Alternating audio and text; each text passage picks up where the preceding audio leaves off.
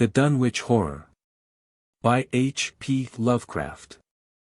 Chapter 1. When a traveler in north-central Massachusetts takes the wrong fork at the junction of Aylesbury Pike just beyond Dean's Corners, he comes upon a lonely and curious country. The ground gets higher, and the briar-bordered stone walls press closer and closer against the ruts of the dusty, curving road. The trees of the frequent forest belt seem too large, and the wild weeds, brambles and grasses attain a luxuriance not often found in settled regions. At the same time the planted fields appear singularly few and barren, while the sparsely scattered houses wear a surprisingly uniform aspect of age, squalor, and dilapidation. Without knowing why, one hesitates to ask directions from the gnarled solitary figures spied now and then on crumbling doorsteps or on the sloping, rock-strewn meadows. Those figures are so silent and furtive that one feels somehow confronted by forbidden things, with which it would be better to have nothing to do. When a rise in the road brings the mountains in view above the deep woods, the feeling of strange uneasiness is increased.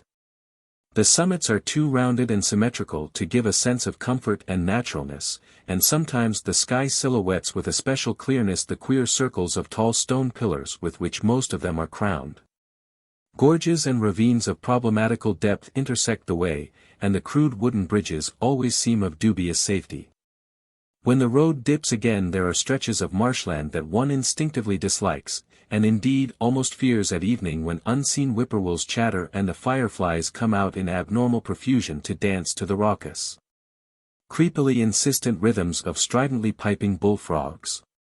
The thin, shining line of the Miskatonic's upper reaches has an oddly serpent-like suggestion as it winds close to the feet of the domed hills among which it rises. As the hills draw nearer, one heeds their wooded sides more than their stone-crowned tops. Those sides loom up so darkly and precipitously that one wishes they would keep their distance, but there is no road by which to escape them. Across a covered bridge one sees a small village huddled between the stream and the vertical slope of Round Mountain, and wonders at the cluster of rotting gambrel roofs bespeaking an earlier architectural period than that of the neighboring region. It is not reassuring to see, on a closer glance, that most of the houses are deserted and falling to ruin, and that the broken steepled church now harbors the one slovenly mercantile establishment of the hamlet. One dreads to trust the tenebrous tunnel of the bridge, yet there is no way to avoid it. Once across, it is hard to prevent the impression of a faint, malign odor about the village street, as of the massed mold and decay of centuries. It is always a relief to get clear of the place, and to follow the narrow road around the base of the hills and across the level country beyond till it rejoins the Aylesbury Pike. Afterwards one sometimes learns that one has been through Dunwich. Outsiders visit Dunwich as seldom as possible, and since a certain season of horror all the signboards pointing towards it have been taken down. The scenery, judged by an ordinary aesthetic canon, is more than commonly beautiful. Yet there is no influx of artists or summer tourists. 2 centuries ago, when talk of witch blood, Satan worship, and strange forest presences was not laughed at, it was the custom to give reasons for avoiding the locality. In our sensible age, since the Dunwich Horror of 1928 was hushed up by those who had the town's and the world's welfare at heart, people shun it without knowing exactly why.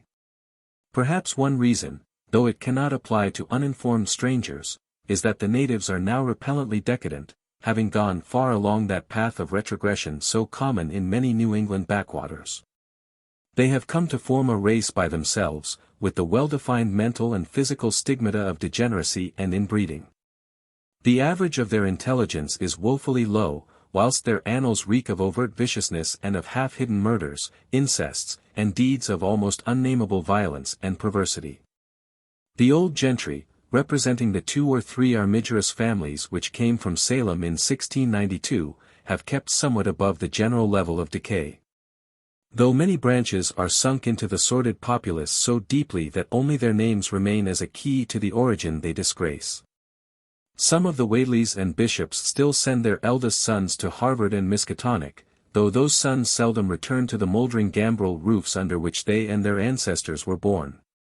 No one, even those who have the facts concerning the recent horror, can say just what is the matter with Dunwich.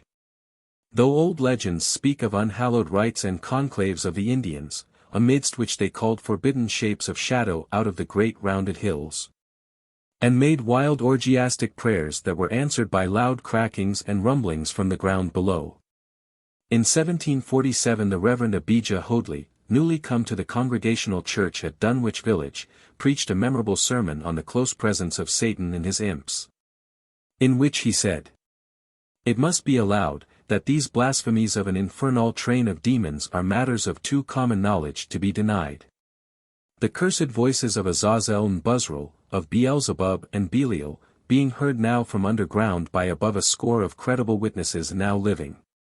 I myself did not more than a fortnight ago catch a very plain discourse of evil powers in the hill behind my house, wherein there were a rattling and rolling, groaning, screeching, and hissing, such as no things of this earth could raise up, and which must needs have come from those caves that only black magic can discover, and only the devil unlock."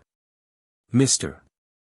Whateley disappeared soon after delivering this sermon, but the text, printed in Springfield, is still extant. Noises in the hills continue to be reported from year to year, and still form a puzzle to geologists and physiographers. Other traditions tell of foul odors near the hill-crowning circles of stone pillars, and of rushing airy presences to be heard faintly at certain hours from stated points at the bottom of the great ravines.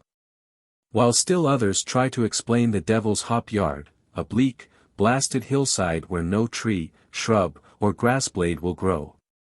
Then, too, the natives are mortally afraid of the numerous whippoorwills which grow vocal on warm nights. It is vowed that the birds are psychopomps lying in wait for the souls of the dying, and that they time their eerie cries in unison with the sufferer's struggling breath.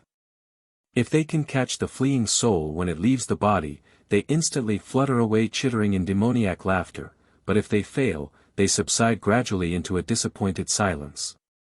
These tales, of course, are obsolete and ridiculous, because they come down from very old times. Dunwich is indeed ridiculously old, older by far than any of the communities within 30 miles of it. South of the village one may still spy the cellar walls and chimney of the ancient Bishop House, which was built before 1700, whilst the ruins of the mill at the Falls, built in 1806, form the most modern piece of architecture to be seen. Industry did not flourish here, and the 19th-century factory movement proved short-lived. Oldest of all are the great rings of rough-hewn stone columns on the hilltops, but these are more generally attributed to the Indians than to the settlers. Deposits of skulls and bones, found within these circles and around the sizable table-like rock on Sentinel Hill, sustain the popular belief that such spots were once the burial places of the Pecumtucks. Even though many ethnologists, disregarding the absurd improbability of such a theory, persist in believing the remains Caucasian. How do you find this book? Any thoughts about the book or the author? Any suggestion for improvement? Please take a moment to share your thoughts in a comment. If you like it, share it with your friends who might enjoy it as well. Subscribe to keep in touch. Visit CompleteAudiobooks.com for more quality content. Chapter 2.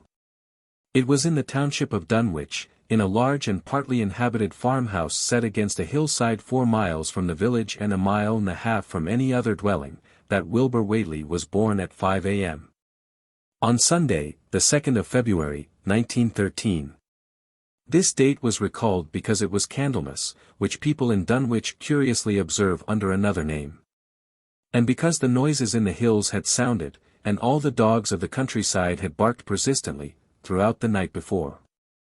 Less worthy of notice was the fact that the mother was one of the decadent Whateleys, a somewhat deformed, unattractive albino woman of 35. Living with an aged and half-insane father about whom the most frightful tales of wizardry had been whispered in his youth. Lavinia Whateley had no known husband, but according to the custom of the region made no attempt to disavow the child, concerning the other side of whose ancestry the country folk might, and did, speculate as widely as they chose. On the contrary, she seemed strangely proud of the dark, goatish-looking infant who formed such a contrast to her own sickly and pink-eyed albinism, and was heard to mutter many curious prophecies about its unusual powers and tremendous future. Lavinia was one who would be apt to mutter such things, for she was a lone creature given to wandering amidst thunderstorms in the hills and trying to read the great odorous books which her father had inherited through 2 centuries of Whateleys, and which were fast falling to pieces with age and wormholes. She had never been to school, but was filled with disjointed scraps of ancient lore that old Whateley had taught her. The remote farmhouse had always been feared because of old Whateley's reputation for black magic, and the unexplained death by violence of Mrs. Whateley when Lavinia was 12 years old had not helped to make the place popular. Isolated among strange influences, Lavinia was fond of wild and grandiose daydreams and singular occupations.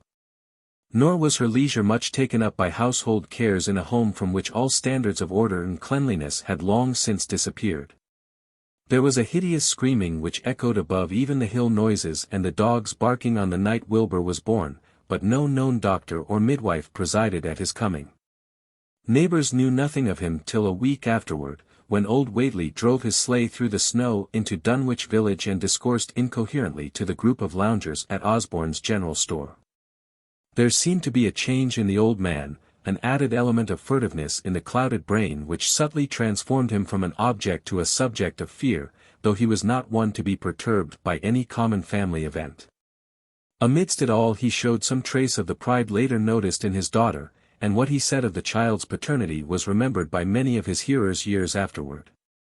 "I don't keer what folks think, ef Lavinia's boy looked like his pa, he wouldn't look like nothin', ye expect. Ye needn't think the only folks is the folks hereabouts. Lavinia's read some, and has seed some things the most ye only tell about. I calc'late her man is as good a husband as ye kin find this side of Aylesbury, and ef ye knowed as much about the hills as I do, ye wouldn't ast no better church wed din, nor her'n. Let me tell ye suthin, some day you folks'll hear a child o' Lavinia's a callin' its father's name on the top o' Sentinel Hill." The only person who saw Wilbur during the first month of his life were old Zechariah Whateley, of the undecayed Whateleys, and Earl Sawyer's common-law wife, Mamie Bishop. Mamie's visit was frankly one of curiosity, and her subsequent tales did justice to her observations, but Zechariah came to lead a pair of Alderney cows which old Whateley had bought of his son Curtis. This marked the beginning of a course of cattle buying on the part of small Wilbur's family which ended only in 1928, when the Dunwich Horror came and went, yet at no time did the ramshackle Whateley barn seem overcrowded with livestock. There came a period when people were curious enough to steal up and count the herd that grazed precariously on the steep hillside above the old farmhouse, and they could never find more than 10 or 12 anemic, bloodless-looking specimens. Evidently some blight or distemper, perhaps sprung from the unwholesome pasturage or the diseased fungi and timbers of the filthy barn, caused a heavy mortality amongst the Whateley animals. Odd wounds or sores, having something of the aspect of incisions, seemed to afflict the visible cattle. And once or twice during the earlier months certain callers fancied they could discern similar sores about the throats of the grey, unshaven old man and his slatternly, crinkly-haired albino daughter. In the spring after Wilbur's birth Lavinia resumed her customary rambles in the hills, bearing in her misproportioned arms the swarthy child. Public interest in the Whateleys subsided after most of the country folk had seen the baby, and no one bothered to comment on the swift development which that newcomer seemed every day to exhibit. Wilbur's growth was indeed phenomenal, for within 3 months of his birth he had attained a size and muscular power not usually found in infants under a full year of age. His motions and even his vocal sounds showed a restraint and deliberateness highly peculiar in an infant, and no one was really unprepared when, at 7 months, he began to walk unassisted, with falterings which another month was sufficient to remove.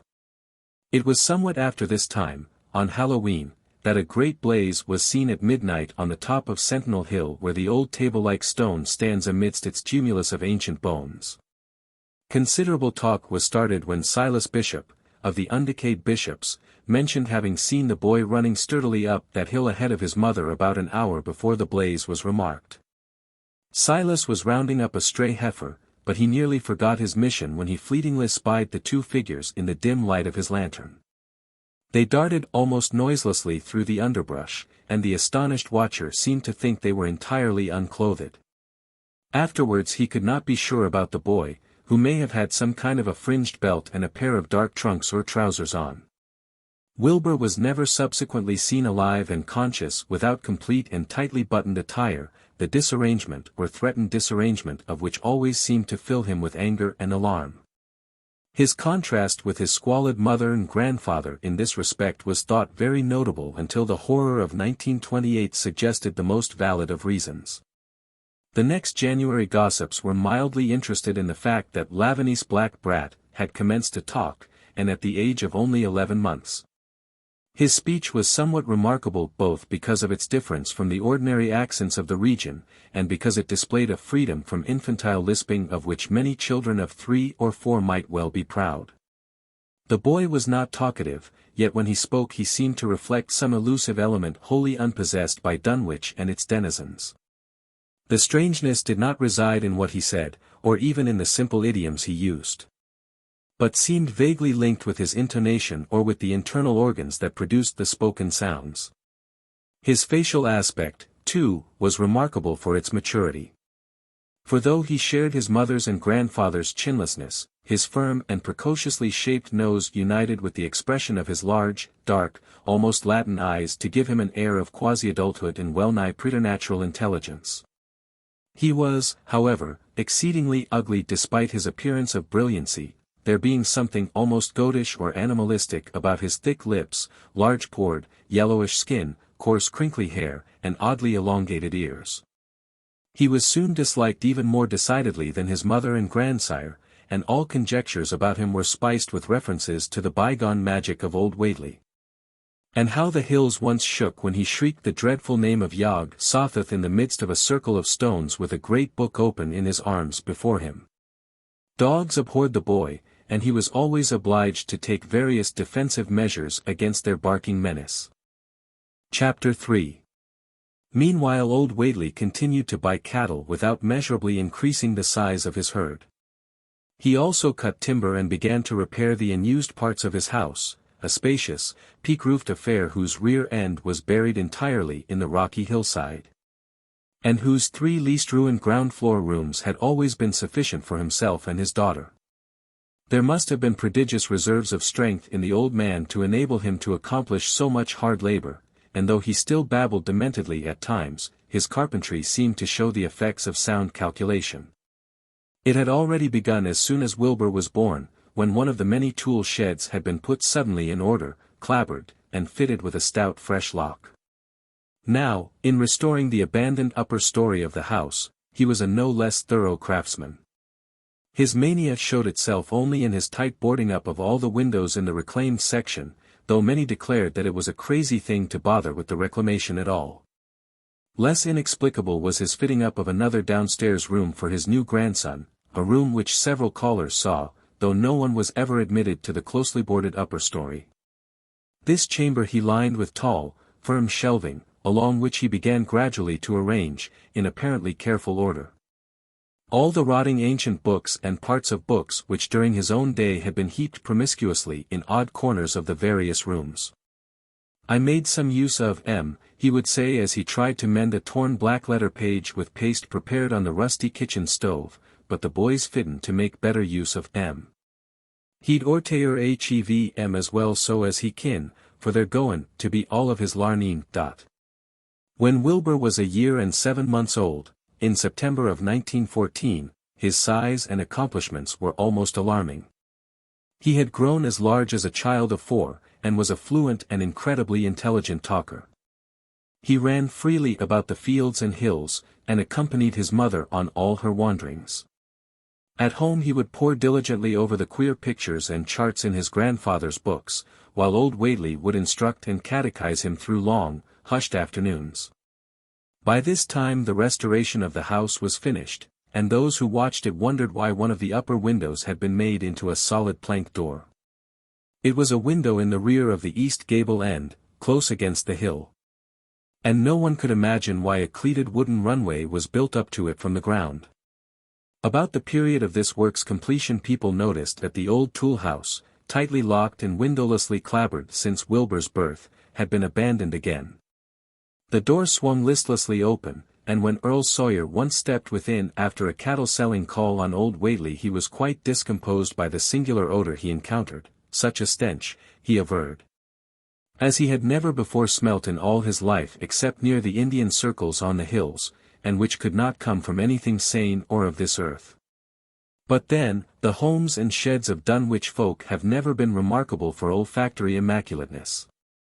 The following months were void of visible events, save that everyone swore to a slow but steady increase in the mysterious hill noises. On May Eve of 1915 there were tremors which even the Aylesbury people felt, whilst the following Halloween produced an underground rumbling queerly synchronized with bursts of flame, them which Whateley's doin's, from the summit of Sentinel Hill. Wilbur was growing up uncannily, so that he looked like a boy of 10 as he entered his 4th year. He read avidly by himself now, but talked much less than formerly. A settled taciturnity was absorbing him, and for the first time people began to speak specifically of the dawning look of evil in his goatish face.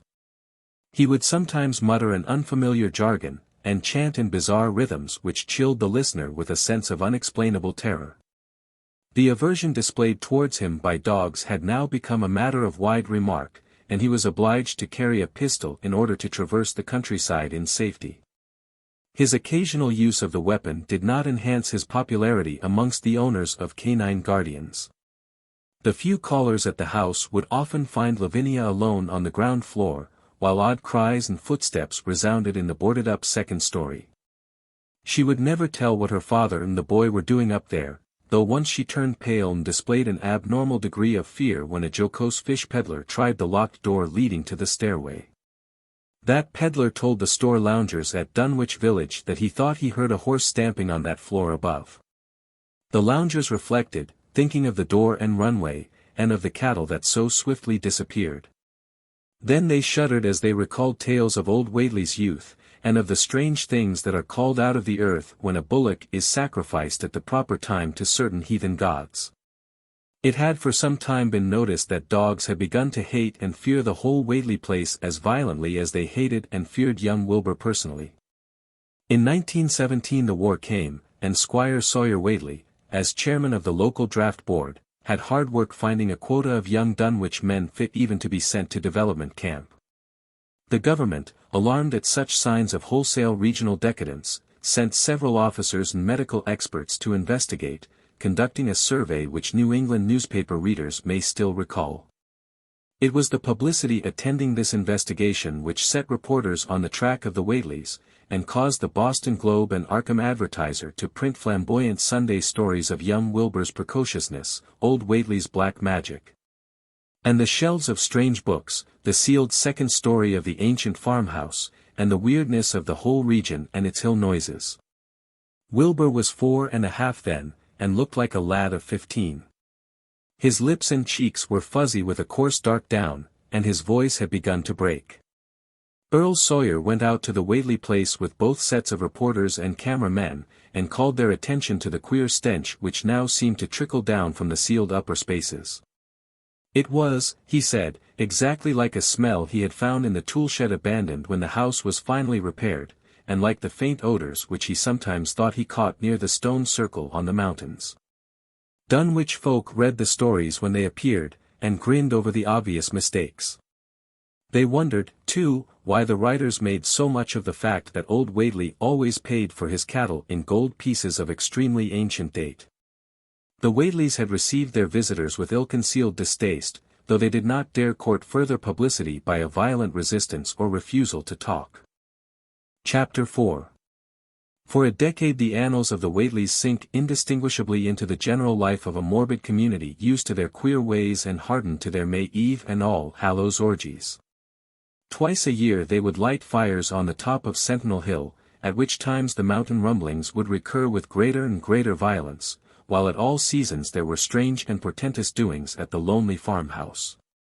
In the course of time callers professed to hear sounds in the sealed upper story even when all the family were downstairs, and they wondered how swiftly or how lingeringly a cow or bullock was usually sacrificed. There was talk of a complaint to the Society for the Prevention of Cruelty to Animals, but nothing ever came of it, since Dunwich folk are never anxious to call the outside world's attention to themselves. About 1923, when Wilbur was a boy of 10 whose mind, voice, stature, and bearded face gave all the impressions of maturity, a second great siege of carpentry went on at the old house. It was all inside the sealed upper part, and from bits of discarded lumber people concluded that the youth and his grandfather had knocked out all the partitions and even removed the attic floor, leaving only one vast open void between the ground story and the peaked roof. They had torn down the great central chimney, too, and fitted the rusty range with a flimsy outside tin stovepipe. In the spring after this event old Whateley noticed the growing number of whippoorwills that would come out of Cold Spring Glen to chirp under his window at night. He seemed to regard the circumstance as one of great significance, and told the loungers at Osborne's that he thought his time had almost come. "They whistle jest in tune with my breathin', now," he said, "and I guess they're gettin' ready to catch my soul. They know it's a-goin' 8, and don't calc'late to miss it. You'll know, boys, arter I'm gone, whether they get me or not. Ef they do, they'll keep up a-singin' and laughin' till break o' day. Ef they don't they'll kinder quiet down like. I expect them and the souls they hunts fair hev some pretty tough tussles sometimes." On Lammas night, 1924, Dr. Houghton of Aylesbury was hastily summoned by Wilbur Whateley, who had lashed his one remaining horse through the darkness and telephoned from Osborne's in the village. He found old Whateley in a very grave state, with a cardiac action and stertorous breathing that told of an end not far off. The shapeless albino daughter and oddly bearded grandson stood by the bedside, whilst from the vacant abyss overhead there came a disquieting suggestion of rhythmical surging or lapping, as of the waves on some level beach. The doctor, though, was chiefly disturbed by the chattering night birds outside, a seemingly limitless legion of whippoorwills that cried their endless message in repetitions timed diabolically to the wheezing gasps of the dying man. It was uncanny and unnatural, too much, thought Dr. Houghton, like the whole of the region he had entered so reluctantly in response to the urgent call. Towards 1 o'clock old Whateley gained consciousness, and interrupted his wheezing to choke out a few words to his grandson. "More space, Willie, more space soon. You grows, and that grows faster. It'll be ready to serve ye soon, boy. Open up the gates to Yog-Sothoth with the long chant that ye'll find on page 751 of the complete edition, and then put a match to the prison. Fire from earth can't burn it nohow." He was obviously quite mad. After a pause, during which the flock of whippoorwills outside adjusted their cries to the altered tempo while some indications of the strange hill noises came from afar off, he added another sentence or two. "Feed it reg'lar, Willie, and mind the quantity, but don't let it grow too fast fair the place, fair ef it busts quarters or gets 8 afore ye opens to Yog-Sothoth, it's all over and no use. Only them from beyond kin make it multiply and work. Only them, the old uns as wants to come back." But speech gave place to gasps again, and Lavinia screamed at the way the whippoorwills followed the change. It was the same for more than an hour, when the final throaty rattle came. Dr. Houghton drew shrunken lids over the glazing grey eyes as the tumult of birds faded imperceptibly to silence. Lavinia sobbed, but Wilbur only chuckled whilst the hill noises rumbled faintly. "They didn't get him," he muttered in his heavy bass voice. Wilbur was by this time a scholar of really tremendous erudition in his one-sided way, and was quietly known by correspondence to many librarians in distant places where rare and forbidden books of old days are kept. He was more and more hated and dreaded around Dunwich because of certain youthful disappearances which suspicion laid vaguely at his door, but was always able to silence inquiry through fear or through use of that fund of old-time gold which still, as in his grandfather's time, went forth regularly and increasingly for cattle buying. He was now tremendously mature of aspect, and his height, having reached the normal adult limit, seemed inclined to wax beyond that figure.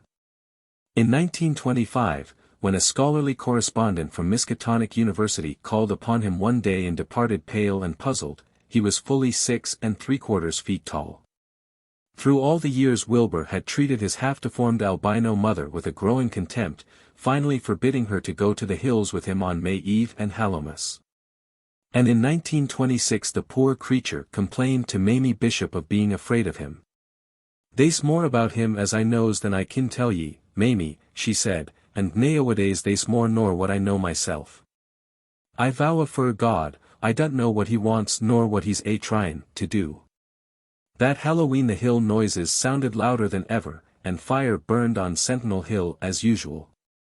But people paid more attention to the rhythmical screaming of vast flocks of unnaturally belated whippoorwills which seemed to be assembled near the unlighted Whateley farmhouse. After midnight their shrill notes burst into a kind of pandemoniac cachinnation which filled all the countryside, and not until dawn did they finally quiet down. Then they vanished, hurrying southward where they were fully a month overdue. What this meant, no one could quite be certain till later. None of the country folk seemed to have died, but poor Lavinia Whateley, the twisted albino, was never seen again.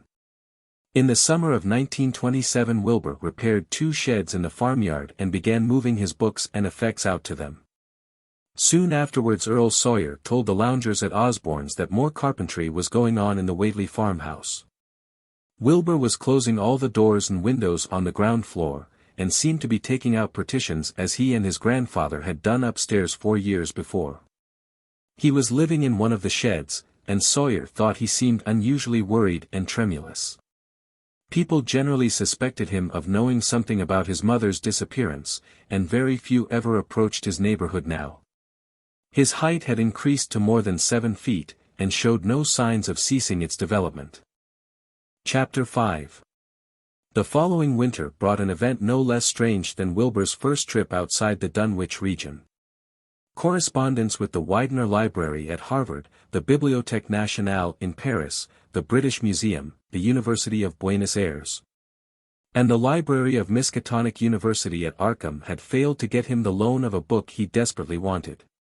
So at length he set out in person, shabby, dirty, bearded, and uncouth of dialect, to consult the copy at Miskatonic, which was the nearest to him geographically. Almost 8 feet tall, and carrying a cheap new valise from Osborne's general store. This dark and goatish gargoyle appeared one day in Arkham in quest of the dreaded volume kept under lock and key at the college library, the hideous Necronomicon of the mad Arab Abdul al-Hazard in Olus Wormius Latin version, as printed in Spain in the 17th century. He had never seen a city before, but had no thought save to find his way to the university grounds. Where indeed, he passed heedlessly by the great white-fanged watchdog that barked with unnatural fury and enmity, and tugged frantically at its stout chain. Wilbur had with him the priceless but imperfect copy of Dr. D's English version which his grandfather had bequeathed him. And upon receiving access to the Latin copy he at once began to collate the 2 texts with the aim of discovering a certain passage which would have come on the 751st page of his own defective volume. This much he could not civilly refrain from telling the librarian, the same erudite Henry Armitage, A.M. Miskatonic, Ph.D. Princeton, Doctor of Literature Johns Hopkins, who had once called at the farm, and who now politely plied him with questions. He was looking, he had to admit, for a kind of formula or incantation containing the frightful name Yog-Sothoth, and it puzzled him to find discrepancies, duplications, and ambiguities which made the matter of determination far from easy. As he copied the formula he finally chose, Dr. Armitage looked involuntarily over his shoulder at the open pages, the left-hand one of which, in the Latin version, contained such monstrous threats to the peace and sanity of the world. Nor is it to be thought, ran the text as Armitage mentally translated it, that man is either the oldest or the last of earth's masters, or that the common bulk of life and substance walks alone. The old ones were, the old ones are, and the old ones shall be. Not in the spaces we know, but between them, they walk serene and primal, undimensioned and to us unseen. Yog-Sothoth knows the gate. Yog-Sothoth is the gate. Yog-Sothoth is the key and guardian of the gate. Past, present, future, all are one in Yog-Sothoth. He knows where the old ones broke through of old, and where they shall break through again. He knows where they had trod earth's fields, and where they still tread them, and why no one can behold them as they tread. By their smell can men sometimes know them near, but of their semblance can no man know, saving only in the features of those they have begotten on mankind. And of those are there many sorts, differing in likeness from man's truest eidolon to that shape without sight or substance which is them. They walk unseen and foul in lonely places where the words have been spoken and the rites howled through at their seasons. The wind gibbers with their voices, and the earth mutters with their consciousness. They bend the forest and crush the city, yet may not forest or city behold the hand that smites. Cadath in the cold waste hath known them, and what man knows Cadath? The ice desert of the south and the sunken isles of ocean hold stones whereon their seal is engraver, but who hath seen the deep frozen city or the sealed tower long garlanded with seaweed and barnacles? Great Cthulhu is their cousin, yet can he spy them only dimly. I.A. Shub Nigurath. As a foulness shall ye know them. Their hand is at your throats, yet ye see them not, and their habitation is even one with your guarded threshold. Yog-Sothoth is the key to the gate, whereby the spheres meet. Man rules now where they ruled once, they shall soon rule where man rules now. After summer is winter, after winter summer. They wait patient and potent, for here shall they reign again. Dar. Armitage, associating what he was reading with what he had heard of Dunwich and its brooding presences, and of Wilbur Whateley and his dim, hideous aura that stretched from a dubious birth to a cloud of probable matricide, felt a wave of fright as tangible as a draught of the tomb's cold clamminess. The bent, goatish giant before him seemed like the spawn of another planet or dimension. Like something only partly of mankind, and linked to black gulfs of essence and entity that stretch like Titan phantasms beyond all spheres of force and matter, space and time. Presently Wilbur raised his head and began speaking in that strange, resonant fashion which hinted at sound-producing organs unlike the run of mankind's. "Mr. Armitage," he said, "I calculate I've got to take that book home. They's things in it I've got to try under sartain conditions that I can't get here, and it'd be a mortal sin to let a red tape rule hold me up.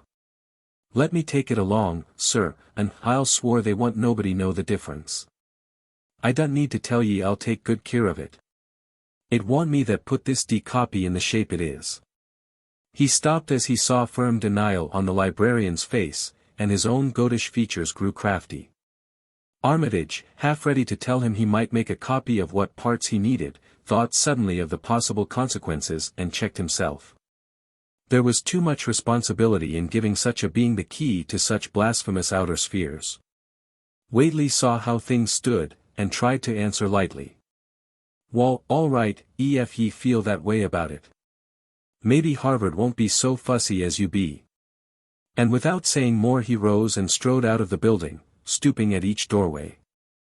Armitage heard the savage yelping of the great watchdog, and studied Whateley's gorilla-like lope as he crossed the bit of campus visible from the window.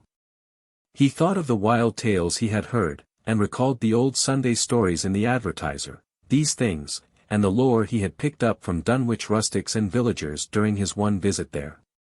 Unseen things not of earth, or at least not of tridimensional earth, rushed foetid and horrible through New England's glens, and brooded obscenely on the mountain tops. Of this he had long felt certain. Now he seemed to sense the close presence of some terrible part of the intruding horror, and to glimpse a hellish advance in the black dominion of the ancient and once passive nightmare. He locked away the Necronomicon with a shudder of disgust, but the room still reeked with an unholy and unidentifiable stench. "As a foulness shall ye know them," he quoted. Yes, the odor was the same as that which had sickened him at the Whateley farmhouse less than 3 years before. He thought of Wilbur, goatish and ominous, once again, and laughed mockingly at the village rumors of his parentage. "Inbreeding?" Armitage muttered half aloud to himself.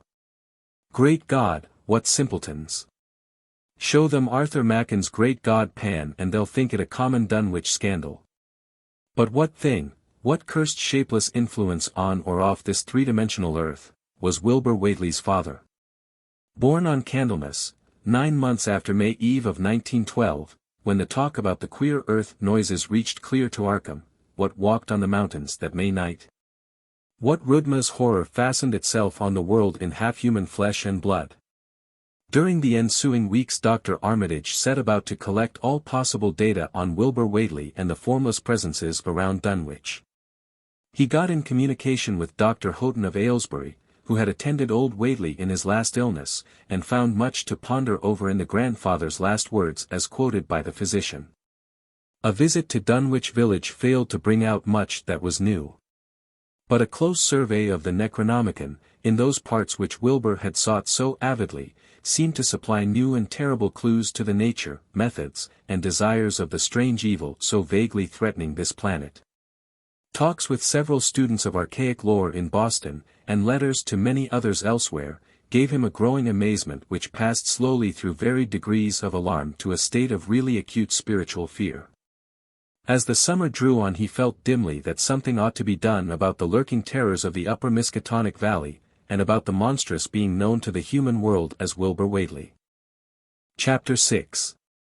The Dunwich Horror itself came between Lammas and the equinox in 1928, and Dr. Armitage was among those who witnessed its monstrous prologue.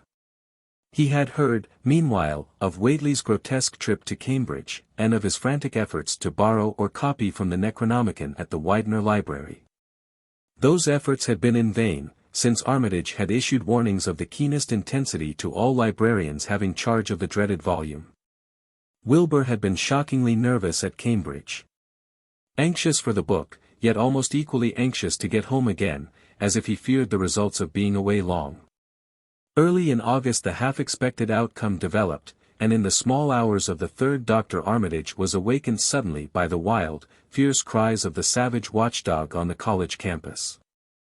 Deep and terrible, the snarling, half-mad growls and barks continued, always in mounting volume, but with hideously significant pauses. Then there rang out a scream from a wholly different throat, such a scream as roused half the sleepers of Arkham and haunted their dreams ever afterwards, such a scream as could come from no being born of earth, or wholly of earth. Armitage, hastening into some clothing and rushing across the street and lawn to the college buildings, saw that others were ahead of him, and heard the echoes of a burglar alarm still shrilling from the library. An open window showed black and gaping in the moonlight. What had come had indeed completed its entrance, for the barking and the screaming, now fast fading into a mixed low growling and moaning, proceeded unmistakably from within. Some instinct warned Armitage that what was taking place was not a thing for unfortified eyes to see, so he brushed back the crowd with authority as he unlocked the vestibule door.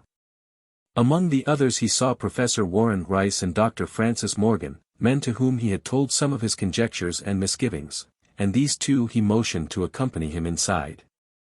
The inward sounds, except for a watchful, droning whine from the dog, had by this time quite subsided. But Armitage now perceived with a sudden start that a loud chorus of whippoorwills among the shrubbery had commenced a damnably rhythmical piping, as if in unison with the last breaths of a dying man. The building was full of a frightful stench which Dr. Armitage knew too well, and the three men rushed across the hall to the small genealogical reading room whence the low whining came. For a second nobody dared to turn on the light, then Armitage summoned up his courage and snapped the switch. One of the three, it is not certain which, shrieked aloud at what sprawled before them among disordered tables and overturned chairs. Professor Rice declares that he wholly lost consciousness for an instant, though he did not stumble or fall. The thing that lay half-bent on its side in a foetid pool of greenish-yellow ichor and tarry stickiness was almost 9 feet tall, and the dog had torn off all the clothing and some of the skin. It was not quite dead, but twitched silently and spasmodically while its chest heaved in monstrous unison with the mad piping of the expectant whippoorwills outside. Bits of shoe leather and fragments of apparel were scattered about the room, and just inside the window an empty canvas sack lay where it had evidently been thrown. Near the central desk a revolver had fallen, a dented but undischarged cartridge later explaining why it had not been fired. The thing itself, however, crowded out all other images at the time. It would be trite and not wholly accurate to say that no human pen could describe it. But one may properly say that it could not be vividly visualized by anyone whose ideas of aspect and contour are too closely bound up with the common life forms of this planet and of the three known dimensions. It was partly human, beyond a doubt, with very man-like hands and head, and the goatish, chinless face had the stamp of the Whateleys upon it. But the torso and lower parts of the body were teratologically fabulous, so that only generous clothing could ever have enabled it to walk on earth unchallenged or uneradicated. Above the waist it was semi-anthropomorphic. Though its chest, where the dog's rending paws still rested watchfully, had the leathery, reticulated hide of a crocodile or alligator. The back was piebald with yellow and black, and dimly suggested the squamous covering of certain snakes. Below the waist, though, it was the worst, for here all human resemblance left off and sheer fantasy began. The skin was thickly covered with coarse black fur, and from the abdomen a score of long greenish-gray tentacles with red sucking mouths protruded limply. Their arrangement was odd, and seemed to follow the symmetries of some cosmic geometry unknown to Earth or the solar system. On each of the hips, deep set in a kind of pinkish, ciliated orbit, was what seemed to be a rudimentary eye. Whilst in lieu of a tail there depended a kind of trunk or feeler with purple annular markings, and with many evidences of being an undeveloped mouth or throat. The limbs, save for their black fur, roughly resembled the hind legs of prehistoric Earth's giant saurians, and terminated in ridgy-veined pads that were neither hooves nor claws. When the thing breathed, its tail and tentacles rhythmically changed color, as if from some circulatory cause normal to the non-human greenish tinge. Whilst in the tail it was manifest as a yellowish appearance which alternated with a sickly grayish-white in the spaces between the purple rings. Of genuine blood there was none, only the foetid greenish-yellow ichor which trickled along the painted floor beyond the radius of the stickiness, and left a curious discoloration behind it. As the presence of the three men seemed to rouse the dying thing, it began to mumble without turning or raising its head. Dr. Armitage made no written record of its mouthings, but asserts confidently that nothing in English was uttered. At first the syllables defied all correlation with any speech of Earth, but towards the last there came some disjointed fragments evidently taken from the Necronomicon, that monstrous blasphemy in quest of which the thing had perished. These fragments, as Armitage recalls them, ran something like, Nai, Ngaga, Bugshagig, Waiha, Yog-Sothoth, Yog-Sothoth. They trailed off into nothingness as the whippoorwills shrieked in rhythmical crescendos of unholy anticipation. Then came a halt in the gasping, and the dog raised its head in a long, lugubrious howl. A change came over the yellow, goatish face of the prostrate thing, and the great black eyes fell in appallingly. Outside the window the shrilling of the whippoorwills had suddenly ceased, and above the murmurs of the gathering crowd there came the sound of a panic-struck whirring and fluttering. Against the moon vast clouds of feathery watchers rose and raced from sight, frantic at that which they had sought for prey. All at once the dog started up abruptly, gave a frightened bark, and leaped nervously out of the window by which it had entered. A cry rose from the crowd, and Dr. Armitage shouted to the men outside that no one must be admitted till the police or medical examiner came. He was thankful that the windows were just too high to permit of peering in, and drew the dark curtains carefully down over each one. By this time 2 policemen had arrived. And Dr. Morgan, meeting them in the vestibule, was urging them for their own sakes to postpone entrance to the stench-filled reading room till the examiner came and the prostrate thing could be covered up. Meanwhile frightful changes were taking place on the floor. One need not describe the kind and rate of shrinkage and disintegration that occurred before the eyes of Dr. Armitage and Professor Rice. But it is permissible to say that, aside from the external appearance of face and hands, the really human element in Wilbur Whateley must have been very small. When the medical examiner came, there was only a sticky whitish mass on the painted boards, and the monstrous odor had nearly disappeared. Apparently Whateley had had no skull or bony skeleton, at least, in any true or stable sense. He had taken somewhat after his unknown father. Chapter 7. Yet all this was only the prologue of the actual Dunwich Horror. Formalities were gone through by bewildered officials, abnormal details were duly kept from press and public, and men were sent to Dunwich and Aylesbury to look up property and notify any who might be heirs of the late Wilbur Whateley. They found the countryside in great agitation, both because of the growing rumblings beneath the domed hills, and because of the unwonted stench and the surging.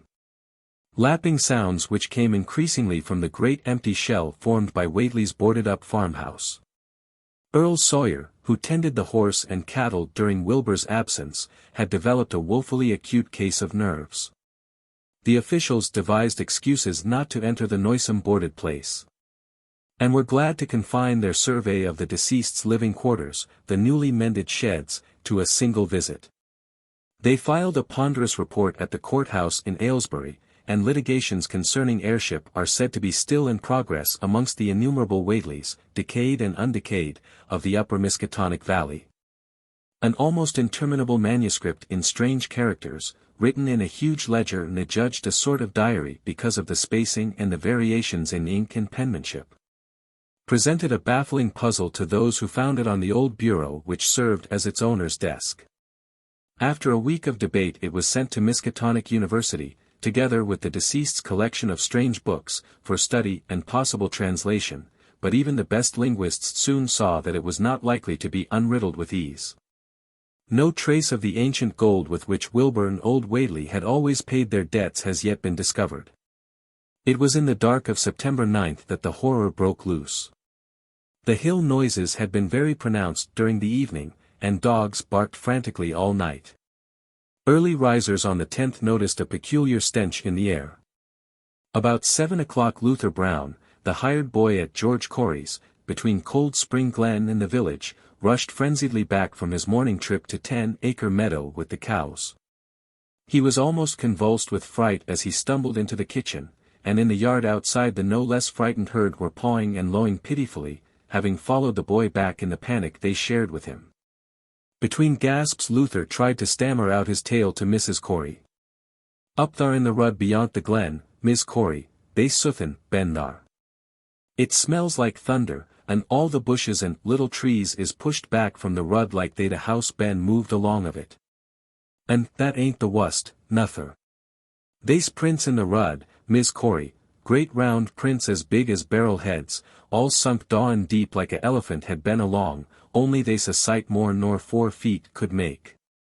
I looked at 1 or 2 afore I run, and I see every one was covered with lines spreadin' 8 from one place, like as if big palm leaf fans, twict or 3 times as big as any they is, had have been pounded down into the rud. And the smell was awful, like what it is around Wizard Whateley's ol house." Here he faltered, and seemed to shiver afresh with the fright that had sent him flying home. Mrs. Corey, unable to extract more information, began telephoning the neighbors, thus starting on its rounds the overture of panic that heralded the major terrors. When she got Sally Sawyer, housekeeper at Seth Bishop's, the nearest place to Whateley's, it became her turn to listen instead of transmit. For Sally's boy Chauncey, who slept poorly, had been up on the hill towards Whateley's, and had dashed back in terror after one look at the place, and at the pasturage where Mr. Bishop's cows had been left out all night. "Yes, Miss Corey," came Sally's tremulous voice over the party wire, "Chauncey he just come back a postin, and couldn't half talk ver bein' scairt. He says ol Whateley's house is all bowed up, with timbers scattered round like they'd been dynamite inside. Only the bottom floor ain't through, but is all covered with a kind o' tar-like stuff that smells awful and drips down often the ages onto the ground where the side timbers is blowed away. And they's awful kinder marks in the yard, too, great round marks bigger round than a hogshead, and all sticky with stuff like is on the browed-up house. Chauncey he says they leads off into the medders, where a great swath wider'n a barn is matted down, and all the stun walls tumbled every which way wherever it goes. And he says he, Miss Corey, as how he sought to look fair Seth's cows, frightened easy he was and found in the upper pasture nigh the devil's hop yard in an awful shape. Half on M's clean gone, and nigh half o' them that's left is sucked most dry o' blood, with sores on M like they's been on Whateley's cattle ever sank Lavinia's black brat was born. Seth he's gone 8 now to look at M, though I'll vow he won't cure ter get very nigh Wizard Whateley's. Chauncey didn't look careful ter see where the big matted down swath led arter it left the pasturage, but he says he thinks it peant towards the glen rud to the village. I tell ye, Miss Corey, they's suthin abroad as hadn't orter be abroad, and I for one think that black Wilbur Whateley, as come to the bad end he deserved, is at the bottom of the breedin' of it. He wa'n't all human hisself, I allus says to everybody, and I think he and O.L. Whateley must a raised suthin' in that there nailed-up house as ain't even so human as he was. They's allus been unseen things around Dunwich, livin' things, as ain't human and ain't good fair human folks. The ground was a talkin' last night, and towards mornin' Chauncey he heard the whippoorwills so loud in call Spring Glen he couldn't sleep none. Then he thought he heard another faint-like sound over towards Wizard Whateley's, a kinder rippin' or tearin' o' wood, like some big box or crate was bein' opened fur off.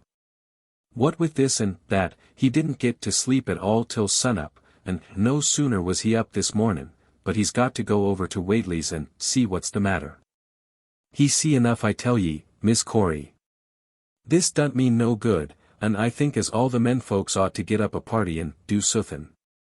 I know suthin' awfuls about, and feel my time is nigh, though only God knows jest what it is.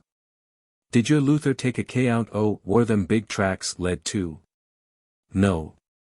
Wall, Miss Corey, ef they was on the Glen Rud this side o' the Glen, and ain't got to your house yet, I calc'late they must go into the Glen itself.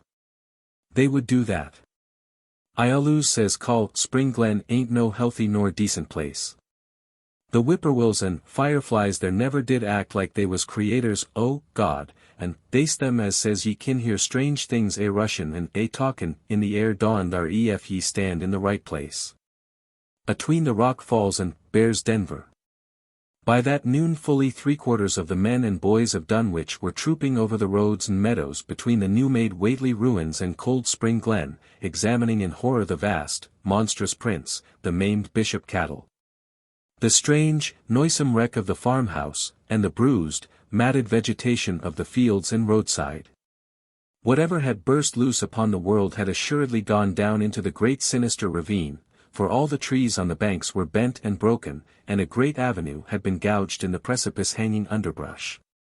It was as though a house, launched by an avalanche, had slid down through the tangled growths of the almost vertical slope. From below no sound came, but only a distant, undefinable photor. And it is not to be wondered at that the men preferred to stay on the edge and argue, rather than descend and beard the unknown cyclopean horror in its lair. 3 dogs that were with the party had barked furiously at first, but seemed cowed and reluctant when near the glen. Someone telephoned the news to the Aylesbury Transcript. But the editor, accustomed to wild tales from Dunwich, did no more than concoct a humorous paragraph about it, an item soon afterwards reproduced by the Associated Press. That night everyone went home, and every house and barn was barricaded as stoutly as possible. Needless to say, no cattle were allowed to remain in open pasturage. About 2 in the morning a frightful stench and the savage barking of the dogs awakened the household at Elmer Fry's, on the eastern edge of Cold Spring Glen. And all agreed that they could hear a sort of muffled swishing or lapping sound from somewhere outside. Mrs. Fry proposed telephoning the neighbors, and Elmer was about to agree when the noise of splintering would burst in upon their deliberations. It came, apparently, from the barn, and was quickly followed by a hideous screaming and stamping amongst the cattle. The dogs slavered and crouched close to the feet of the fear-numbed family. Fry lit a lantern through force of habit, but knew it would be death to go out into that black farmyard. The children and the womenfolk whimpered, kept from screaming by some obscure, vestigial instinct of defense which told them their lives depended on silence.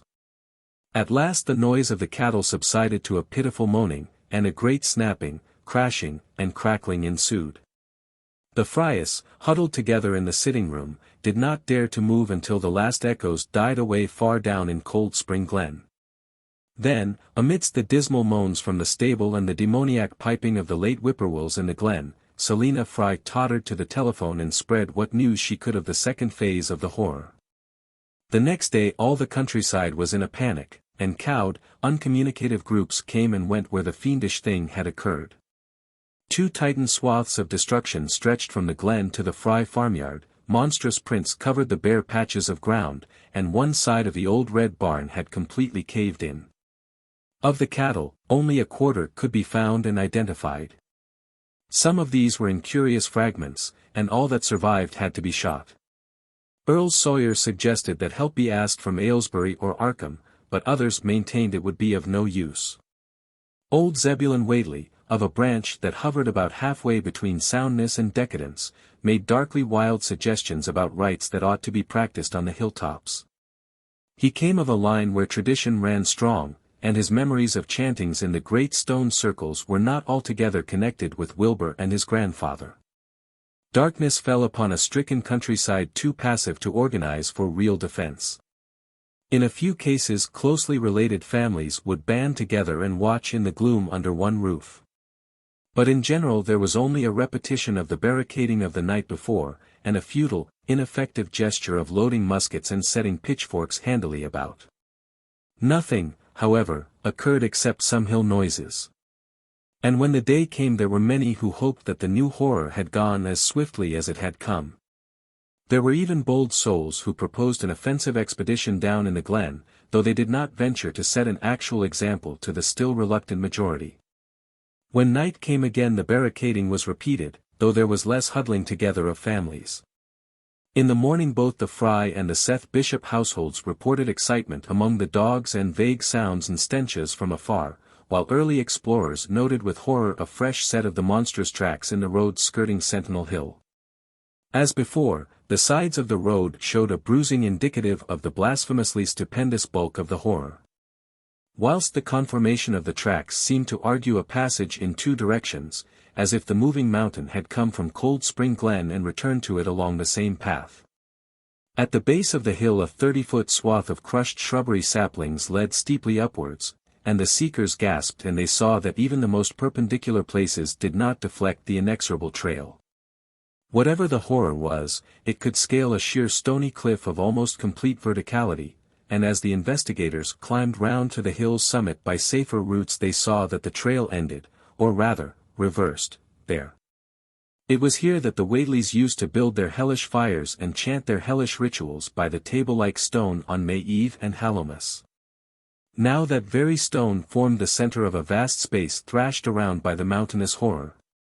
Whilst upon its slightly concave surface was a thick and foetid deposit of the same tarry stickiness observed on the floor of the ruined Whateley farmhouse when the horror escaped.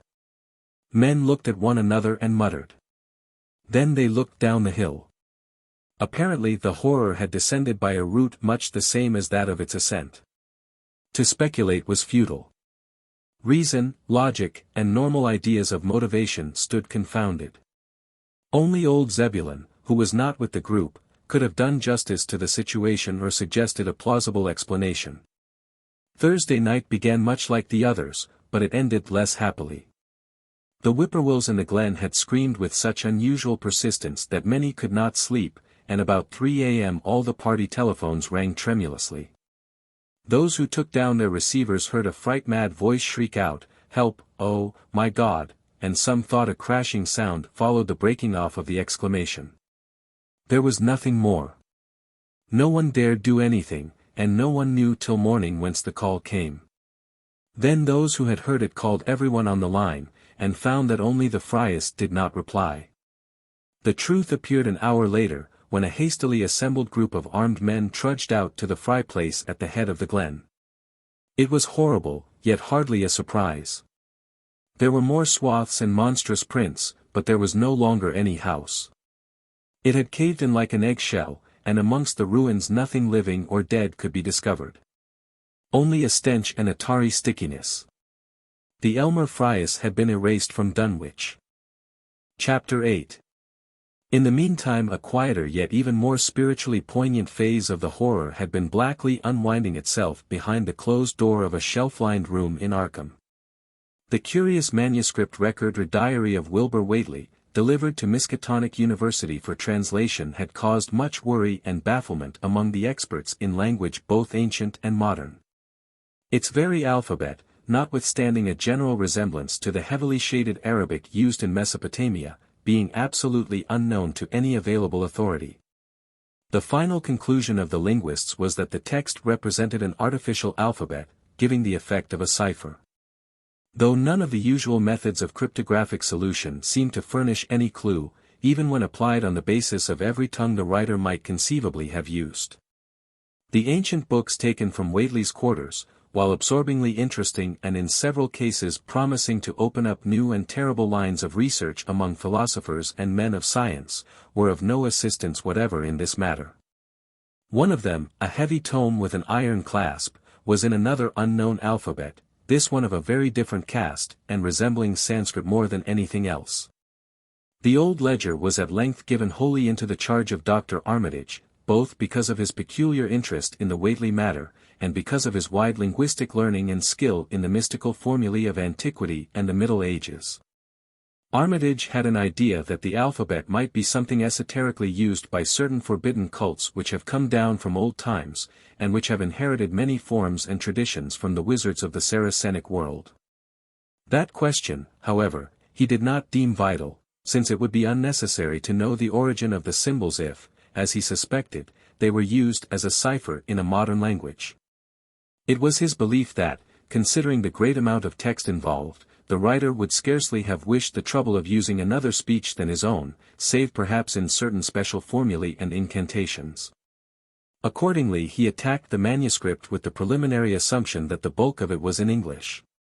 Dr. Armitage knew, from the repeated failures of his colleagues, that the riddle was a deep and complex one. And that no simple mode of solution could merit even a trial. All through late August he fortified himself with the mass lore of cryptography. Drawing upon the fullest resources of his own library, and waiting night after night amidst the arcana of Trithemius Polygraphia, Giambattista Portas de Furtivis Literarum Natus, de Visionaires Trait de Chiffres. Falconer's Cryptomenesis Patefacta, Davis and Thickness 18th-century treatises, and such fairly modern authorities as Blair, Van Martin and Kluber's script itself. And in time became convinced that he had to deal with one of those subtlest and most ingenious of cryptograms, in which many separate lists of corresponding letters are arranged like the multiplication table. And the message built up with arbitrary keywords known only to the initiated.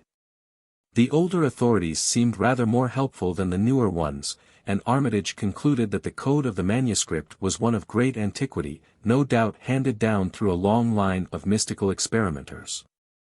Several times he seemed near daylight, only to be set back by some unforeseen obstacle. Then, as September approached, the clouds began to clear. Certain letters, as used in certain parts of the manuscript, emerged definitely and unmistakably. And it became obvious that the text was indeed in English. On the evening of September 2nd the last major barrier gave way, and Dr. Armitage read for the first time a continuous passage of Wilbur Whateley's annals. It was in truth a diary, as all had thought, and it was couched in a style clearly showing the mixed occult erudition and general illiteracy of the strange being who wrote it. Almost the first long passage that Armitage deciphered, an entry dated November 26, 1916, proved highly startling and disquieting. It was written, he remembered, by a child of 3½ who looked like a lad of 12 or 13. Today learned the Aklo for the Sabaoth, it ran, which did not like, it being answerable from the hill and not from the air. That upstairs more ahead of me than I had thought it would be, and is not like to have much earth brain. Shot Elam Hutchins's collie Jack when he went to bite me, and Elam says he would kill me if he dast. I guess he won't. Grandfather kept me saying the dough formula last night, and I think I saw the inner city at the 2 magnetic poles. I shall go to those poles when the earth is cleared off, if I can't break through with the dough na formula when I commit it. They from the air told me at Sabbath that it will be years before I can clear off the earth, and I guess grandfather will be dead then, so I shall have to learn all the angles of the planes and all the formulas between the year and the NHHNGR. They from outside will help, but they cannot take body without human blood. That upstairs looks it will have the right cast. I can see it a little when I make the Vorish sign or blow the powder of Ibn Ghazi at it, and it is near like them at May Eve on the hill. The other face may wear off some. I wonder how I shall look when the earth is cleared and there are no earth beings on it. He that came with the Aklo Sabaoth said I may be transfigured there being much of outside to work on. Morning found Dr. Armitage in a cold sweat of terror and a frenzy of wakeful concentration. He had not left the manuscript all night, but sat at his table under the electric light turning page after page with shaking hands as fast as he could decipher the cryptic text. He had nervously telephoned his wife he would not be home, and when she brought him a breakfast from the house he could scarcely dispose of a mouthful. All that day he read on, now and then halted maddeningly as a reapplication of the complex key became necessary. Lunch and dinner were brought him, but he ate only the smallest fraction of either. Toward the middle of the next night he drowsed off in his chair, but soon woke out of a tangle of nightmares almost as hideous as the truths and menaces to man's existence that he had uncovered. On the morning of September 4th Professor Rice and Dr. Morgan insisted on seeing him for a while, and departed trembling and ashen-gray. That evening he went to bed, but slept only fitfully. Wednesday, the next day, he was back at the manuscript, and began to take copious notes both from the current sections and from those he had already deciphered. In the small hours of that night he slept a little in an easy chair in his office, but was at the manuscript again before dawn. Some time before noon his physician, Dr. Hartwell, called to see him and insisted that he cease work. He refused, intimating that it was of the most vital importance for him to complete the reading of the diary and promising an explanation in due course of time. That evening, just as twilight fell, he finished his terrible perusal and sank back exhausted. His wife, bringing his dinner, found him in a half-comatose state, but he was conscious enough to warn her off with a sharp cry when he saw her eyes wander toward the notes he had taken. Weakly rising, he gathered up the scribbled papers and sealed them all in a great envelope, which he immediately placed in his inside coat pocket. He had sufficient strength to get home, but was so clearly in need of medical aid that Dr. Hartwell was summoned at once. As the doctor put him to bed he could only mutter over and over again, "But what, in God's name, can we do?" Dr. Armitage slept, but was partly delirious the next day. He made no explanations to Hartwell, but in his calmer moments spoke of the imperative need of a long conference with Rice and Morgan. His wilder wanderings were very startling indeed, including frantic appeals that something in a boarded-up farmhouse be destroyed, and fantastic references to some plan for the extirpation of the entire human race and all animal and vegetable life from the earth by some terrible elder race of beings from another dimension. He would shout that the world was in danger, since the elder things wished to strip it and drag it away from the solar system and cosmos of matter into some other plane or phase of entity from which it had once fallen, vigintillions of eons ago. At other times he would call for the dreaded Necronomicon and the Demonolatria of Remigius, in which he seemed hopeful of finding some formula to check the peril he conjured up. Stop them, he would shout. Those Whateleys meant to let them in, and the worst of all is left. Tell Rice and Morgan we must do something, it's a blind business, but I know how to make the powder. It hasn't been fed since the 2nd of August, when Wilbur came here to his death, and at that rate. But Armitage had a sound physique despite his 73 years, and slept off his disorder that night without developing any real fever. He woke late Friday, clear of head, though sober with a gnawing fear and tremendous sense of responsibility. Saturday afternoon he felt able to go over to the library and summon Rice and Morgan for a conference, and the rest of that day and evening the three men tortured their brains in the wildest speculation and the most desperate debate.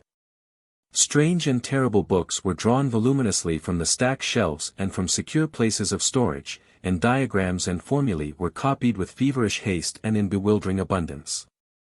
Of skepticism there was none. All three had seen the body of Wilbur Whateley as it lay on the floor in a room of that very building, and after that not one of them could feel even slightly inclined to treat the diary as a madman's raving. Opinions were divided as to notifying the Massachusetts State Police, and the negative finally won. There were things involved which simply could not be believed by those who had not seen a sample, as indeed was made clear during certain subsequent investigations. Late at night the conference disbanded without having developed a definite plan, but all day Sunday Armitage was busy comparing formulae and mixing chemicals obtained from the college laboratory. The more he reflected on the hellish diary, the more he was inclined to doubt the efficacy of any material agent in stamping out the entity which Wilbur Whateley had left behind him, the earth-threatening entity which, unknown to him, was to burst forth in a few hours and become the memorable Dunwich Horror. Monday was a repetition of Sunday with Dr. Armitage, for the task in hand required an infinity of research and experiment. Further consultations of the monstrous diary brought about various changes of plan, and he knew that even in the end a large amount of uncertainty must remain. By Tuesday he had a definite line of action mapped out, and believed he would try a trip to Dunwich within a week. Then, on Wednesday, the great shock came. Tucked obscurely away in a corner of the Arkham Advertiser was a facetious little item from the Associated Press, telling what a record-breaking monster the bootleg whiskey of Dunwich had raised up. Armitage, half stunned, could only telephone for Rice and Morgan. Far into the night they discussed, and the next day was a whirlwind of preparation on the part of them all. Armitage knew he would be meddling with terrible powers, yet saw that there was no other way to annul the deeper and more malign meddling which others had done before him. Chapter 9. Friday morning Armitage, Rice, and Morgan set out by motor for Dunwich, arriving at the village about 1 in the afternoon. The day was pleasant, but even in the brightest sunlight a kind of quiet dread and portent seemed to hover about the strangely domed hills and the deep, shadowy ravines of the stricken region. Now and then on some mountain top a gaunt circle of stones could be glimpsed against the sky. From the air of hushed fright at Osborne's store they knew something hideous had happened, and soon learned of the annihilation of the Elmer Fry house and family. Throughout that afternoon they rode around Dunwich, questioning the natives concerning all that had occurred, and seeing for themselves with rising pangs of horror the drear Fry ruins with their lingering traces of the tarry stickiness. The blasphemous tracks in the Fry yard, the wounded Seth Bishop cattle, and the enormous swaths of disturbed vegetation in various places. The trail up and down Sentinel Hill seemed to Armitage of almost cataclysmic significance, and he looked long at the sinister altar-like stone on the summit. At length the visitors, apprised of a party of state police which had come from Aylesbury that morning in response to the first telephone reports of the Fry tragedy, decided to seek out the officers and compare notes as far as practicable. This, however, they found more easily planned than performed, since no sign of the party could be found in any direction. There had been 5 of them in a car, but now the car stood empty near the ruins in the Fry yard. The natives, all of whom had talked with the policeman, seemed at first as perplexed as Armitage and his companions. Then old Sam Hutchins thought of something and turned pale, nudging Fred Farr and pointing to the dank, deep hollow that yawned close by. "God," he gasped, "I telled em not ter go down into the glen, and I never thought nobody'd do it with them tracks and that smell and the whippoorwills screechin' down thar in the dark o' noonday." A cold shudder ran through natives and visitors alike, and every ear seemed strained in a kind of instinctive, unconscious listening. Armitage, now that he had actually come upon the horror and its monstrous work, trembled with the responsibility he felt to be his. Night would soon fall, and it was then that the mountainous blasphemy lumbered upon its eldritch course. Negotium perambulans in tenebris. The old librarian rehearsed the formulae he had memorized, and clutched the paper containing the alternative one he had not memorized. He saw that his electric flashlight was in working order. Rice, beside him, took from a valise a metal sprayer of the sort used in combating insects, whilst Morgan unkissed the big game rifle on which he relied despite his colleagues' warnings that no material weapon would be of help. Armitage, having read the hideous diary, knew painfully well what kind of a manifestation to expect, but he did not add to the fright of the Dunwich people by giving any hints or clues. He hoped that it might be conquered without any revelation to the world of the monstrous thing it had escaped. As the shadows gathered, the natives commenced to disperse homeward, anxious to bar themselves indoors despite the present evidence that all human locks and bolts were useless before a force that could bend trees and crush houses when it chose. They shook their heads at the visitors' plan to stand guard at the Fry ruins near the glen, and, as they left, had little expectancy of ever seeing the watchers again. There were rumblings under the hills that night, and the whippoorwills piped threateningly. Once in a while a wind, sweeping up out of Cold Spring Glen, would bring a touch of ineffable photor to the heavy night air. Such a photor as all 3 of the watchers had smelled once before, when they stood above a dying thing that had passed for 15 years and a half as a human being. But the looked for terror did not appear. Whatever was down there in the glen was biding its time, and Armitage told his colleagues it would be suicidal to try to attack it in the dark. Morning came wanly, and the night sound ceased. It was a grey, bleak day, with now and then a drizzle of rain, and heavier clouds seemed to be piling themselves up beyond the hills to the northwest. The men from Arkham were undecided what to do. Seeking shelter from the increasing rainfall beneath one of the few undestroyed Fry outbuildings, they debated the wisdom of waiting, or of taking the aggressive and going down into the glen in quest of their nameless, monstrous quarry. The downpour waxed in heaviness, and distant peals of thunder sounded from far horizons. Sheet lightning shimmered, and then a forky bolt flashed near at hand, as if descending into the accursed glen itself. The sky grew very dark, and the watchers hoped that the storm would prove a short, sharp one followed by clear weather. It was still gruesomely dark when, not much over an hour later, a confused babble of voices sounded down the road. Another moment brought to view a frightened group of more than a dozen men, running, shouting, and even whimpering hysterically. Someone in the lead began sobbing out words, and the Arkham men started violently when those words developed a coherent form. "Oh, my God," the voice choked out. "It's a goin' agin, and this time by day. It's eight and a movin' this very minute, and only the Lord knows when it'll be on us all." The speaker panted into silence, but another took up his message. "Nigh on a hour ago Zeb Whateley here heard the phone a ringin', and it was Miss Corey, George's wife, that lives down by the junction. She says the hired boy Luther was drivin' in the cows from the storm arter the big bolt. When he see all the trees bendin' at the mouth o' the glen, opposite side ter this, and smelt the same awful smell like he smelt when he found the big tracks lost Monday mornin'. And, he says they was a swishin', lappin' sound, more nor what the bend-in trees and bushes could make, and all on a sudden the trees along the rud begun ter git pushed one side, and they was a awful stompin' and splashin' in the mud. But mind ye, Luther he didn't see nothin' at all, only just the bend-in trees and underbrush. Then fur ahead where Bishop's Brook goes under the rud he heard a awful creakin' and strainin' on the bridge, and says he could tell the sound would startin' to crack and split. And all the whiles he never see a thing, only them trees and bushes bendin'. And, when the swishin' sound got very fur off, on the rud towards Wizard Whateley's and Sentinel Hill, Luther he had the guts ter step up where he'd heard it fust and look at the ground. It was all mud and water, and the sky was dark, and the rain was wipin' all tracks about as fast as could be. But beginning at the glen mouth, where the trees had moved, they was still some them awful prints big as bar ls like he seen Monday. At this point the first excited speaker interrupted. "But that ain't the trouble now, that was only the start. Zeb here was callin' folks up and everybody was listenin' in when a call from Seth Bishop's cut in. His housekeeper Sally was carryin' on fit to kill, she'd just seed the trees bendin' beside the rud, and says they was a kind mushy sound, like a elephant puffin' and treadin' headin' fair the house. Then she up and spoke suddent of a fearful smell, and says her boy Chauncey was screamin' as how it was jest like what he smelt up to the Whateley rewinds Monday mornin'.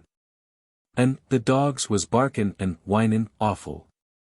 And then she let a turble yell, and says the shed down the rud had jest caved in like the storm had blowed it over, only the wind wa'n't strong enough to do that.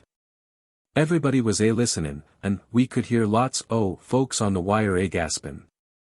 All to Aunt Sally she yelled again, and says the front yard picket fence had just crumbled up, though they wa'n't no sign what done it. Then everybody on the line could hear Chauncey and old Seth Bishop yellin' too, and Sally was shriekin' that soothin' heavy head struck the house, not lightnin' nor nothin', but soothin' heavy again the front. That kep' launchin' itself agin, though ye couldn't see nothin' the front winders. And then. Lines of fright deepened on every face, and Armitage, shaken as he was, had barely poise enough to prompt the speaker. And then, "Sally," she yelled, "oh help, the house is a cavin' in." And on the wire we could hear a tobal crashin' and a whole flock screaming, just like when Elmer Fry's place was took, only wuss. The man paused, and another of the crowd spoke. "That's all, not a sound nor squeak over the phone arter that. Jest still like. We that heerd it got 8 Fords and wagons and rounded up as many able-bodied menfolks as we could git, at Corey's place, and come up here ter see what you thought best ter do. Not but what I think it's the Lord's judgment fair our iniquities, that no mortal kin ever set aside." Armitage saw that the time for positive action had come, and spoke decisively to the faltering group of frightened rustics. "We must follow it, boys." He made his voice as reassuring as possible. "I believe there's a chance of putting it out of business. You men know that those Whateleys were wizards. Well, this thing is a thing of wizardry, and must be put down by the same means. I've seen Wilbur Whateley's diary and read some of the strange old books he used to read. And I think I know the right kind of spell to recite to make the thing fade away. Of course, one can't be sure, but we can always take a chance. It's invisible, I knew it would be, but there's powder in this long-distance sprayer that might make it show up for a second. Later on we'll try it. It's a frightful thing to have alive, but it isn't as bad as what Wilbur would have let in if he'd lived longer. You'll never know what the world escaped. Now we've only this one thing to fight, and it can't multiply. It can, though, do a lot of harm, so we mustn't hesitate to rid the community of it. We must follow it, and the way to begin is to go to the place that has just been wrecked. Let somebody lead the way. I don't know your roads very well, but I've an idea there might be a shorter cut across lots. How about it?" The men shuffled about a moment, and then Earl Sawyer spoke softly, pointing with a grimy finger through the steadily lessening rain. "I guess ye kin get to Seth Bishop's quickest by cuttin' across the lower meadow here, waddin' the brook at the low place, and climbin' through Carrier's mowin' and the timber lot beyond. That comes 8 on the upper rud mighty nigh Seth's, a leetle t'other side." Armitage, with Rice and Morgan, started to walk in the direction indicated, and most of the natives followed slowly. The sky was growing lighter, and there were signs that the storm had worn itself away. When Armitage inadvertently took a wrong direction, Joe Osborne warned him and walked ahead to show the right one. Courage and confidence were mounting, though the twilight of the almost perpendicular wooded hill which lay towards the end of their short cut, and among whose fantastic ancient trees they had to scramble as if up a ladder, put these qualities to a severe test. At length they emerged on a muddy road to find the sun coming out. They were a little beyond the Seth Bishop place, but bent trees and hideously unmistakable tracks showed what had passed by. Only a few moments were consumed in surveying the ruins just round the bend. It was the Fry incident all over again, and nothing dead or living was found in either of the collapsed shells which had been the Bishop house and barn. No one cared to remain there amidst the stench and tarry stickiness, but all turned instinctively to the line of horrible prints leading on towards the wrecked Whateley farmhouse and the altar-crowned slopes of Sentinel Hill.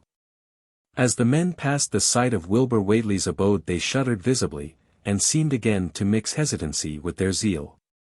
It was no joke tracking down something as big as a house that one could not see, but that had all the vicious malevolence of a demon.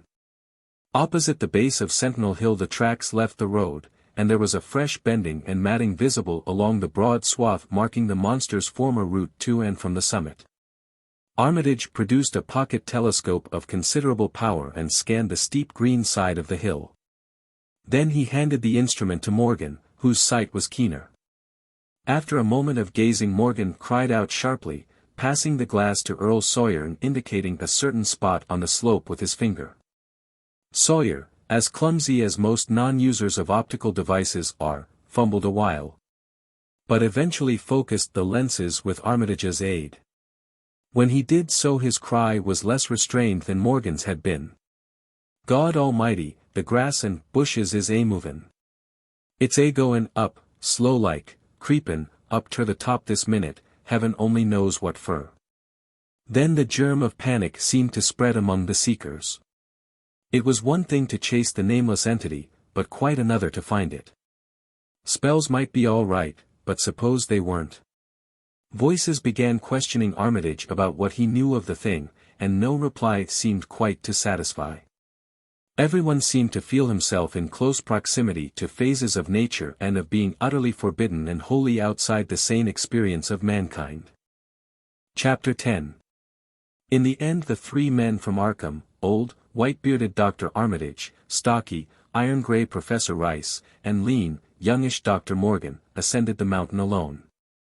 After much patient instruction regarding its focusing and use, they left the telescope with the frightened group that remained in the road, and as they climbed they were watched closely by those among whom the glass was passed round. It was hard going, and Armitage had to be helped more than once. High above the toiling group the great swath trembled as its hellish maker repassed with snail-like deliberateness. Then it was obvious that the pursuers were gaining. Curtis Whateley, of the undecayed branch, was holding the telescope when the Arkham party detoured radically from the swath. He told the crowd that the men were evidently trying to get to a subordinate peak which overlooked the swath at a point considerably ahead of where the shrubbery was now bending. This, indeed, proved to be true. And the party were seen to gain the minor elevation only a short time after the invisible blasphemy had passed it. Then Wesley Corey, who had taken the glass, cried out that Armitage was adjusting the sprayer which Rice held, and that something must be about to happen. The crowd stirred uneasily, recalling that his sprayer was expected to give the unseen horror a moment of visibility. 2 or 3 men shut their eyes, but Curtis Whateley snatched back the telescope and strained his vision to the utmost. He saw that Rice, from the party's point of advantage above and behind the entity, had an excellent chance of spreading the potent powder with marvelous effect. Those without the telescope saw only an instant's flash of grey cloud, a cloud about the size of a moderately large building, near the top of the mountain. Curtis, who held the instrument, dropped it with a piercing shriek into the ankle-deep mud of the road. He reeled, and would have crumbled to the ground had not 2 or 3 others seized and steadied him. All he could do was moan half inaudibly. "Oh, oh, great God, that. There was a pandemonium of questioning, and only Henry Wheeler thought to rescue the fallen telescope and wipe it clean of mud. Curtis was past all coherence, and even isolated replies were almost too much for him. Bigger'n a barn, all made squirmin' ropes. Whole thing sort shaped like a hen's egg, bigger'n anything with dozens legs like hogsheads that half shut up when they step, nothin' solid about it, all like jelly, and made separate wrigglin' ropes pushed close together.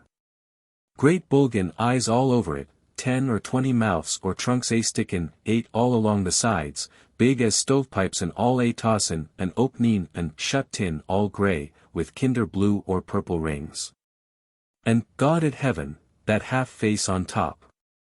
This final memory, whatever it was, proved too much for poor Curtis, and he collapsed completely before he could say more. Fred Farr and Will Hutchins carried him to the roadside and laid him on the damp grass. Henry Wheeler, trembling, turned the rescued telescope on the mountain to see what he might.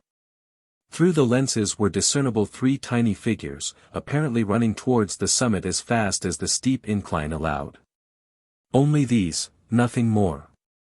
Then everyone noticed a strangely unseasonable noise in the deep valley behind, and even in the underbrush of Sentinel Hill itself. It was the piping of unnumbered whippoorwills, and in their shrill chorus there seemed to lurk a note of tense and evil expectancy. Earl Sawyer now took the telescope and reported the 3 figures as standing on the topmost ridge, virtually level with the altar stone but at a considerable distance from it. One figure, he said, seemed to be raising its hands above its head at rhythmic intervals.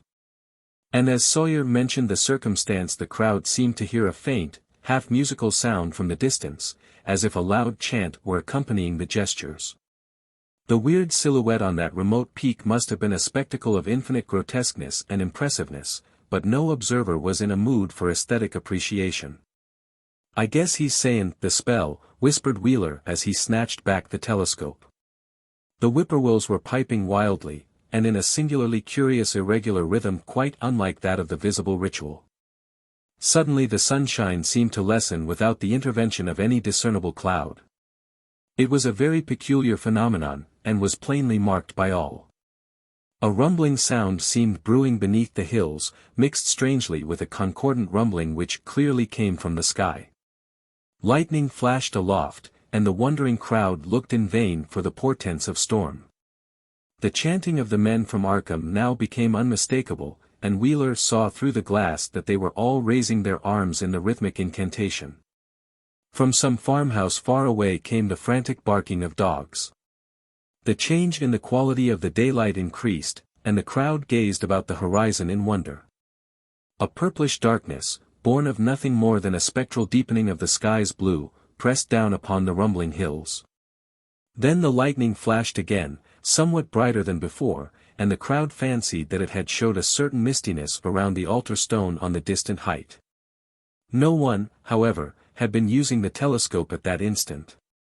The whippoorwills continued their irregular pulsation, and the men of Dunwich braced themselves tensely against some imponderable menace with which the atmosphere seemed surcharged. Without warning came those deep, cracked, raucous vocal sounds which will never leave the memory of the stricken group who heard them.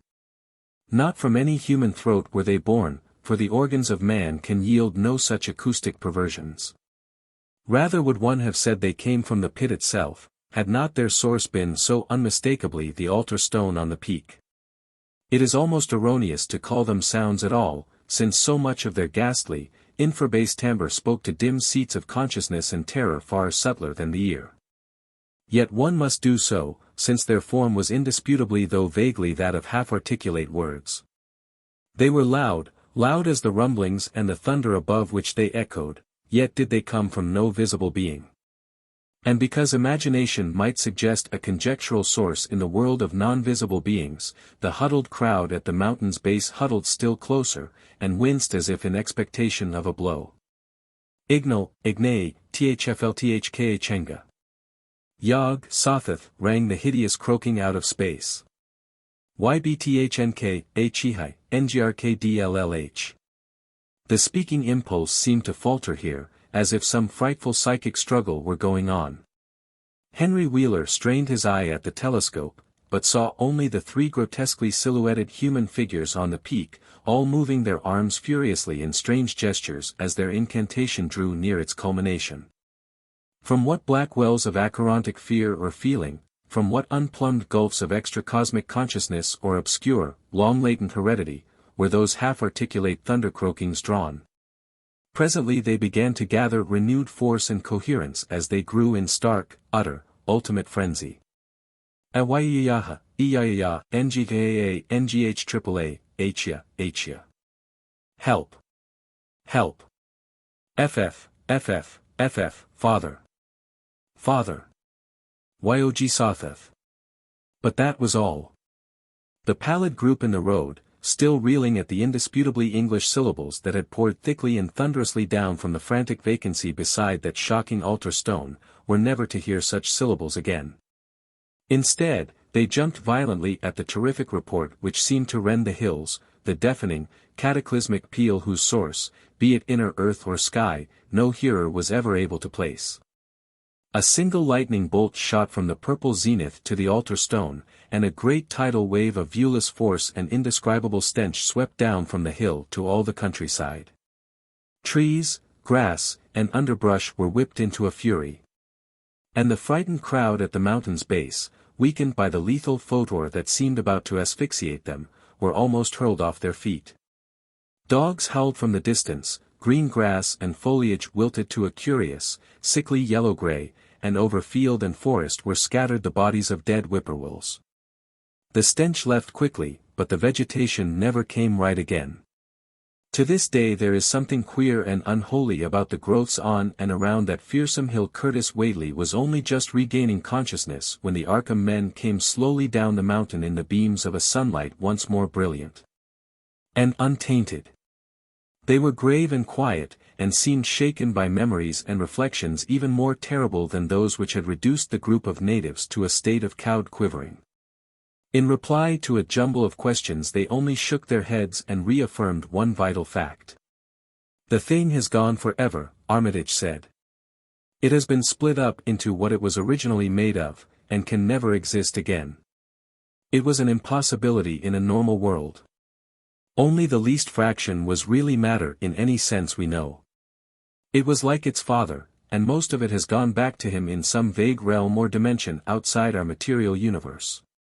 Some vague abyss out of which only the most accursed rites of human blasphemy could ever have called him for a moment on the hills.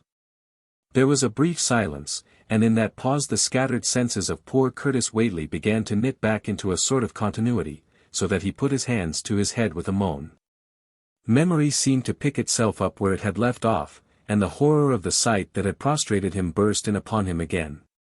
Oh, my God, that half face on top of it. That face with the red eyes and crinkly albino hair, and no chin, like the Whateleys. It was a octopus, centipede, spider kind o' thing, but there was a half-shaped man's face on top of it, and it looked like Wizard Whateley's, only it was yards and yards across. He paused exhausted, as the whole group of natives stared in a bewilderment not quite crystallized into fresh terror. Only old Zebulon Whateley, who wanderingly remembered ancient things but who had been silent heretofore, spoke aloud. 15 years gone, he rambled, I heard O.L. Whateley say as how some day we'd hear a child o' Lavinia Callan, its father's name on the top o' Sentinel Hill. But Joe Osborne interrupted him to question the Arkham men anew. What was it, anyhaw, and however did young Wizard Whateley call it the air it come from? Armitage chose his words very carefully. It was mostly a kind of force that doesn't belong in our part of space. A kind of force that acts and grows and shapes itself by other laws than those of our sort of nature. We have no business calling in such things from outside, and only very wicked people and very wicked cults ever try to. There was some of it in Wilbur Whateley himself, enough to make a devil and a precocious monster of him, and to make his passing out a pretty terrible sight. I'm going to burn his accursed diary, and if you men are wise you'll dynamite that altar stone up there, and pull down all the rings of standing stones on the other hills. Things like that brought down the beings those Whateleys were so fond of, the beings they were going to let intangibly to wipe out the human race and drag the earth off to some nameless place for some nameless purpose. But as to this thing we've just sent back, the Whateleys raised it for a terrible part in the doings that were to come. It grew fast and big from the same reason that Wilbur grew fast and big, but it beat him because it had a greater share of the outsideness in it. You needn't ask how Wilbur called it out of the air. He didn't call it out. It was his twin brother, but it looked more like the father than he did.